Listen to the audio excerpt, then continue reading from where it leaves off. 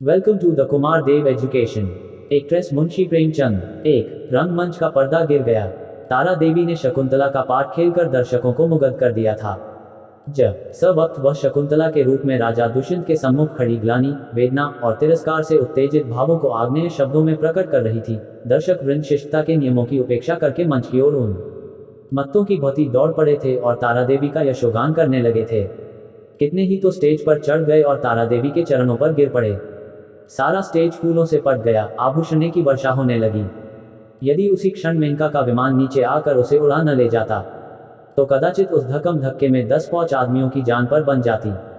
Manager ने तुरंत आकर दर्शकों को गुणग्राहकता का धन्यवाद दिया और वादा भी किया कि दूसरे दिन फिर वह ही तमाशा होगा। तब लोगों का मोहनमाद शांत हुआ, मगर एक युवक उस वक्त भी मंच पर खड़ा रहा। लंबे कद का था, तेजस्वी मुद्रा, कुंदन का सा देवताओं का सा स्वरूप, गठी हुई देह, मुख से एक ज्योति सी प्रस्फुटित हो रही थी। कोई राजकुमार मालूम होता था। जब सारे दर्शक बाहर निकल गए, उसने मैनेजर से पूछा, क्या तारा देवी से एक क्षण के लिए मिल सकता हूँ? मैनेजर ने उपेक्षा के भाव से कहा, हमारे यहाँ ऐसा नियम नहीं है। युवक ने फिर पूछा, क्या आप मेरा कोई पत्र उसके पास भेज सकते हैं? मैनेजर ने उसी उपेक्षा के भाव से कहा, जी नहीं, क्षमा कीजिएगा, यह हमारे नियमों के विरुद्ध है। युवक ने और कुछ न कहा, निराश होकर स्टेज के नीचे उतर पड़ा और बाहर जाना ही चाहता था कि मैनेजर ने पूछा, जरा ठहर जाइए, आपका कार्ड। युवक ने जेब से कागज का एक टुकड़ा निकलकर कुछ लिखा और दे दिया। मैनेजर ने पुर्जे को उड़ती हुई निगाह से देखा, कुंवर निर्मलकांत चौधरी हो। बी मैनेजर की कठोर मुद्रा कोमल हो गई।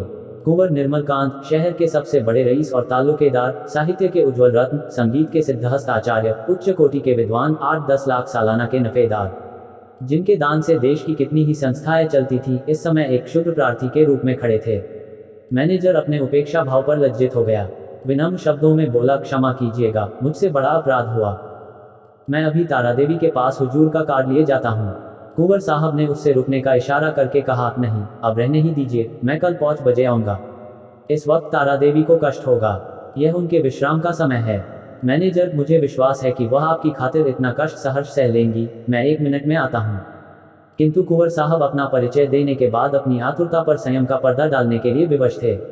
मैनेजर को सज्जनता का धन्यवाद दिया और कल आने का वादा करके चले गए। 2 तारा एक साफ सुथरे और सजे हुए कमरे में मेज के सामने किसी विचार में मग्न बैठी थी। रात का वह दृश्य उसकी आंखों के सामने नाच रहा था। ऐसे दिन जीवन में क्या बार बार आते हैं। कितने मनुष्य उसके दर्शनों के लिए विकल हो रहे हैं, बस एक दूसरे पर फौट पड़ते थे। कितनों को उसने पैरों से ठुकरा दिया था, हाँ ठुकरा दिया था, मगर उस समूह में केवल एक दिव्य मूर्ति अविचलित रूप से खड़ी थी। उसकी आंखों में कितना गंभीर अनुराग था, कितना दृढ़ संकल्प। ऐसा जान पड़ता था मानो दोनों नेत्र उसके हृदय में चुभे जा रहे हों। आज फिर उस पुरुष के दर्शन होंगे या नहीं, कौन जानता है। लेकिन यदि आज उनके दर्शन हुए तो तारा उनसे एक बार बातचीत किए बिना न जाने देगी। यह सोचते हुए उसने आईने की ओर देखा। कमल का फूल सा खिला था। कौन कह सकता था कि वह नव विकसित पुष्प 33 बसंतों की बहार देख चुका है। वह कांति, वह कोमलता, वह चपलता, वह माधुर्य किसी नवयौवना को लज्जित कर सकता था। तारा एक बार फिर हृदय में प्रेम दीपक जला बैठी। आज से 20 साल पहले एक बार उसको प्रेम का कटु अनुभव हुआ था। तब से वह एक प्रकार का वैधव्य जीवन व्यतीत करती रही। कितने प्रेमियों ने अपना हृदय उसको भेंट करना चाहा था, पर उसने किसी की ओर आँख उठाकर भी न देखा था। उसे उनके प्रेम में कपट की गंध आती थी, मगर आज उसका संयम उसके हाथ से निकल गया। एक बार फिर आज उसे हृदय में उसी मधुर वेदना का अनुभव हुआ जो 20 साल पहले हुआ था। एक पुरुष का सौम्य स्वरूप उसकी आंखें में बस गया, हृदय पट पर खींच गया। उसे वह किसी तरह भूल न सकती थी। उसी पुरुष को उसने मोटर पर जाते देखा होता तो कदाचित उधर ध्यान भी न करती, पर उसे अपने सम्मुख प्रेम का उपहार हाथ में लिए देखकर वह स्थिर न रह सकी। सहसा दाई ने आकर कहा, बाई जी, रात की सब चीजें रखी हुई हैं, कहिए तो लाऊं। तारा ने कहा, नहीं, मेरे पास चीजें लाने की जरूरत नहीं, मगर ठहरो, क्या क्या चीजें हैं? एक ढेर का ढेर तो लगा है बाई जी, कहाँ तक गिनाऊं? अशर्फियाँ हैं, ब्रूचेज, बाल के पिन, बटन, लॉकेट, अंगूठिया, सभी तो हैं। एक छोटे से डिब्बे में एक सुंदर हार है, मैंने आज तक वैसा हार नहीं देखा। सब संदूक में रख दिया है। अच्छा, वह संदूक मेरे पास ला। दाई ने संदूक लाकर मेज रख दिया। उधर एक लड़के ने एक पत्र ला कर तारा को दिया। तारा ने पत्र को उत्सुक नेत्रों से देखा। कुंवर निर्मलकांत ओ बी लड़के से पूछा, यह पत्र किसने दिया? वह तो नहीं जो रेशमी साफा बांधे हुए थे। लड़के ने केवल इतना कहा, मैनेजर साहब ने दिया है, और लपका हुआ बाहर चला गया। संदूक में सबसे पहले डिब्बा नजर आया। तारा ने उसे खोला तो सच्चे मोतियों का सुंदर हार था। डिब्बे में एक तरफ एक कार्ड भी था। तारा ने लपक कर उसे निकाल लिया और पढ़ा, कुंवर निर्मलकांत। कार्ड उसके हाथ से छूट कर गिर पड़ा। वह झपट कर कुर्सी से उठी और बड़े वेग से कई कमरों और बरामदों को पार करती मैनेजर के सामने आकर खड़ी हो गई। मैनेजर ने खड़े होकर उसका स्वागत किया और बोला, मैं रात की सफलता पर आपको बधाई देता हूँ। तारा ने खड़े खड़े पूछा, कुंवर निर्मलकांत क्या बाहर हैं? लड़का पत्र देकर भाग गया। मैं उससे कुछ पूछ न सकी। कुंवर साहब का रुपका तो रात ही तुम्हारे चले आने के बाद मिला था, तो आपने उसी वक्त मेरे पास क्यों न भेज दिया? मैनेजर ने दबी जबान से कहा, मैंने समझा तुम आराम कर रही होगी, कष्ट देना उचित न समझा। और भाई, साफ बात यह है कि मैं डर रहा था कहीं कुंवर साहब को तू मुझसे मिलाकर तुम्हें खो न बैठूं। अगर मैं औरत होता तो उसी वक्त उनके पीछे हो लेता। ऐसा देवरूप पुरुष मैंने आज तक नहीं देखा। वही जो रेशमी साफा बांधे खड़े थे तुम्हारे सामने, तुमने भी तो देखा था। तारा ने मानो अर्धनिद्रा की दशा में कहा, हाँ देखा तो था। क्या यह फिर आएंगे? हाँ, आज 5 बजे शाम को। बड़े विद्वान आदमी हैं और इस शहर के सबसे बड़े रईस। आज मैं रिहर्सल में ना आऊंगी। 3 कुंवर साहब आ रहे होंगे। तब आईने के सामने बैठी है और दाई उसका श्रृंगार कर रही है। श्रृंगार भी इस जमाने में एक विद्या है। पहले परिपाटी के अनुसार ही श्रृंगार किया जाता था। कवियों, चित्रकारों और रसिकों ने श्रृंगार की मर्यादा सी बहुत दी थी। आंखों के लिए काजल लाजमी था, हाथों के लिए मेहंदी, पांव के लिए महावर, एक एक अंग एक एक आभूषण के लिए निर्दिष्ट था। आज वह परिपाटी नहीं रही। आज प्रत्येक रमणी अपनी सुरुचि, सुबुद्धि और तुलनात्मक भाव से श्रृंगार करती है। उसका सौंदर्य किस उपाय से आकर्षकता की सीमा पर पहुंच सकता है, यही उसका आदर्श होता है। तारा इस कला में निपुण थी। वह 15 साल से इस कंपनी में थी और यह समस्त जीवन उसने पुरुषों का हृदय से खेलने ही में व्यतीत किया था। किस चिंतन से, किस मुस्कान से, किस अंगड़ाई से, किस तरह केशों के बिखेर देने से दिलों का कत्लेआम हो जाता है, इस कला में कौन उससे बढ़कर हो सकता था। आज उसने चुन चुन कर आजमाए हुए तीर तरकस से निकाले, और जब अपने अस्त्रों से सज कर वह दीवानखाने में आई तो जान पड़ा मानो संसार का सारा माधुर्य उसकी बलाए ले रहा है। वह मेज के पास खड़ी होकर कुंवर साहब का कार्ड देख रही थी। उसके कान मोटर की आवाज की ओर लगे हुए थे। वह चाहती थी कि कुंवर साहब इसी वक्त आ जाए और उसे इसी अंदाज से खड़े देखें। इसी अंदाज से वह उसके अंग प्रत्यंगों की पूर्ण छवि देख सकते थे। उसने अपनी श्रृंगार कला से काल पर विजय पा ली थी। कौन कह सकता था कि यह चंचल नवयौवन उस अवस्था को पहुंच चुकी है जब हृदय को शांति की इच्छा होती है, वह किसी आश्रम के लिए आतुर हो उठता है और उसका अभिमान नम्रता के आगे सिर झुका देता है। तारा देवी को बहुत इंतजार न करना पड़ा। कुंवर साहब शायद मिलने के लिए उससे भी उत्सुक थे। 10 ही मिनट के बाद उनकी मोटर की आवाज आई। तारा संभल गई। एक क्षण में कुंवर साहब ने कमरे में प्रवेश किया।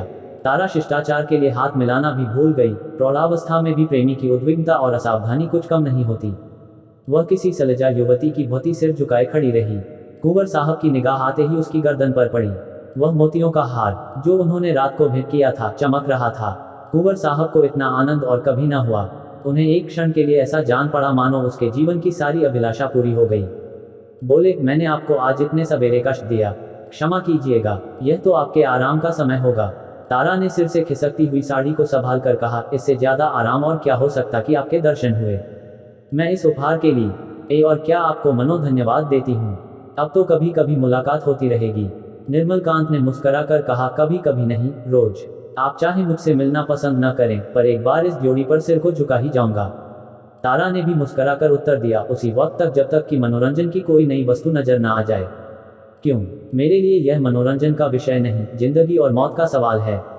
हाँ, तुम इसे विनोद समझ सकती हो, मगर कोई परवाह नहीं।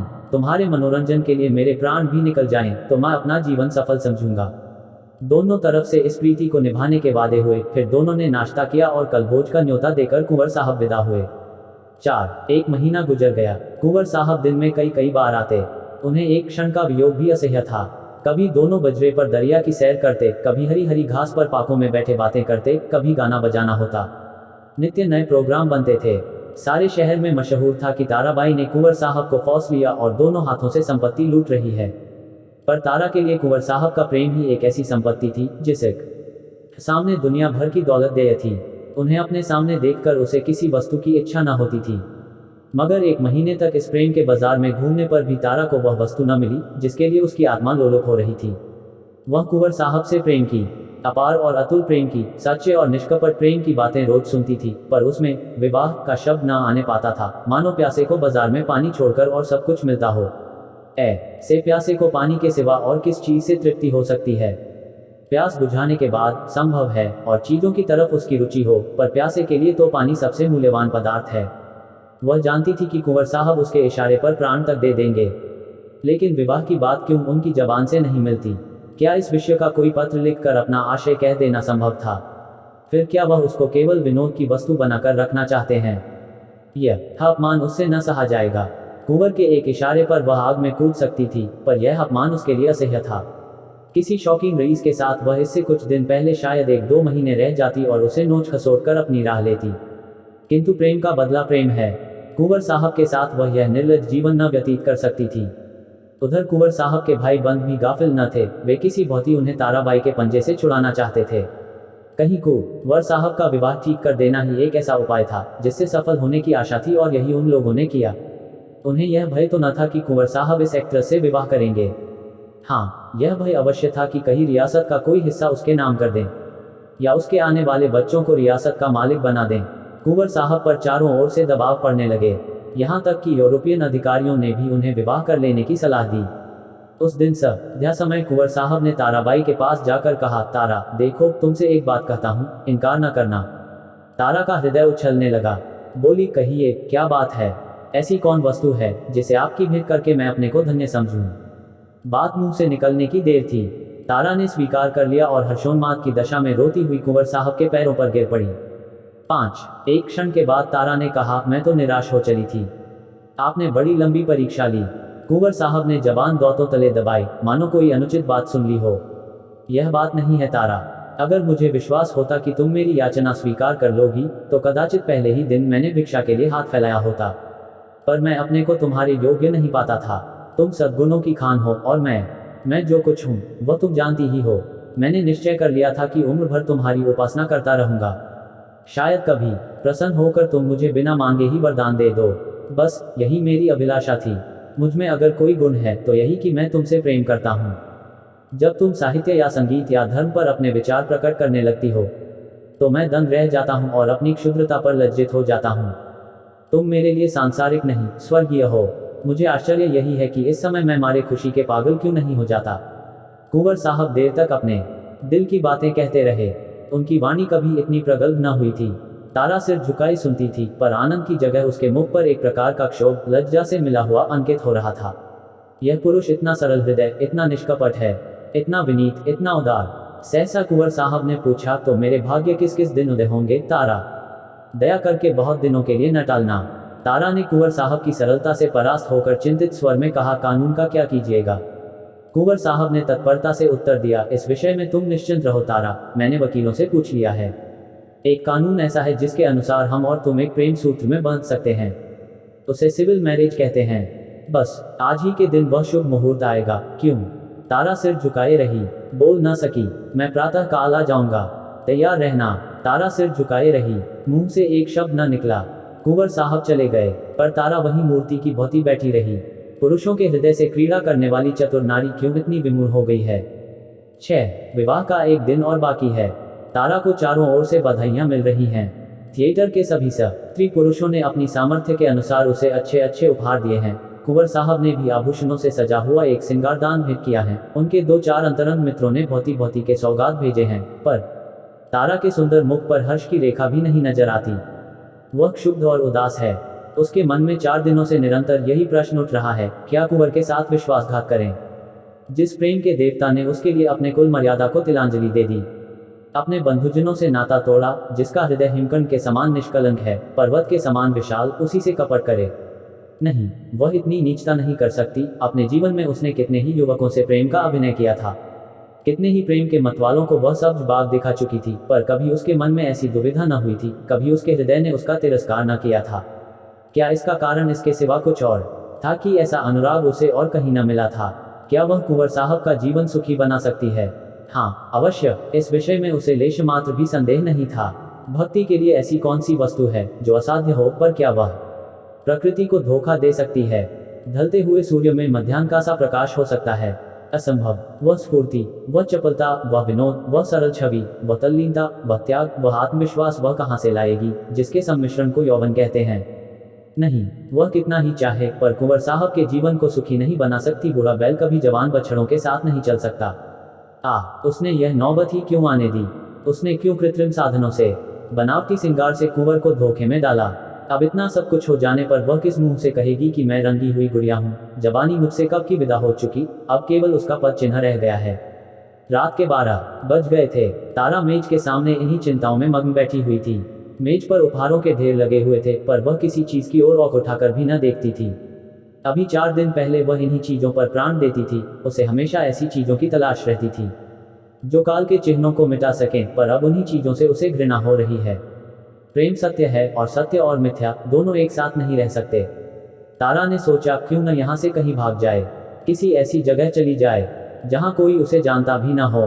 कुछ दिनों के बाद जब कुंवर का विवाह हो जाए तो वह फिर आकर उनसे मिले और यह सारा वृतांत उनसे कह सुनाए।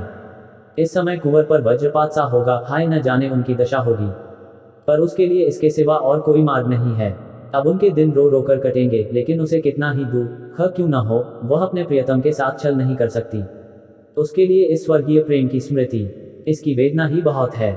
इससे अधिक उसका अधिकार नहीं। दाई ने आकर कहा, बाई जी चलिए कुछ थोड़ा सा भोजन कर लीजिए, अब तो 12 बज गए। तारा ने कहा, नहीं, जरा भी भूख नहीं, तुम जाकर खा लो। दाई देखिए, मुझे भूल न जाएगा, मैं भी आपके साथ चलूंगी। तारा, अच्छे अच्छे कपड़े बनवा रखे हैं ना? दाई, अरे बाई जी, मुझे अच्छे कपड़े लेकर क्या करना है, आप अपना कोई उतारा दे दीजिएगा। दाई चली गई। तारा ने घड़ी की ओर देखा। सचमुच 12 बज गए थे, केवल 6 घंटे और हैं। प्रातः काल कुंवर साहब उसे विवाह मंदिर में ले जाने के लिए आ जाएंगे। हाय भगवान, जिस पदार्थ से तुमने इतने दिनों तक उसे वंचित रखा वह आज क्यों सामने लाए? यह भी तुम्हारी क्रीड़ा है। तारा ने एक सफेद साड़ी पहन ली, सारे आभूषण उतार कर रख दिए। गर्म पानी मौजूद था, साबुन और पानी से मुंह धोया और आईने के सम्मुख जाकर खड़ी हो गई। कहाँ थी वह छवि, वह ज्योति जो आंखों को लुभा लेती थी? रूप वही था पर क्रांति कहाँ? अब भी वह यौवन का स्वांग भर सकती है। तारा को अब वहां एक क्षण भी और रहना कठिन हो गया। मेज पर फैले हुए आभूषण और विलास की सामग्रियां मानो उसे काटने लगी। यह कृत्रिम जीवन असह्य हो उठा। खस की टटियों और बिजली के पंखों से सजा हुआ शीतल भवन उसे भट्टी के समान तपाने लगा। उसने सोचा, कहाँ भाग कर जाऊं?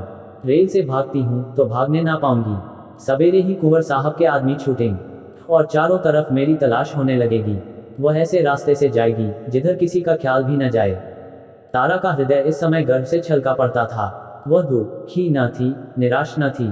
फिर कुंवर साहब से मिलेगी, किंतु वह निस्पृह संयोग होगा। प्रेम के बनाए हुए कर्तव्य मार्ग पर चल रही है, फिर दुख क्यों हो और निराश क्यों हो?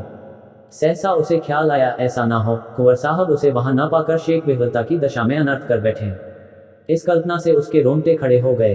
एक क्षण के लिए उसका मन कातर हो उठा। फिर वह मेज पर जा बैठी और यह पत्र लिखने लगी।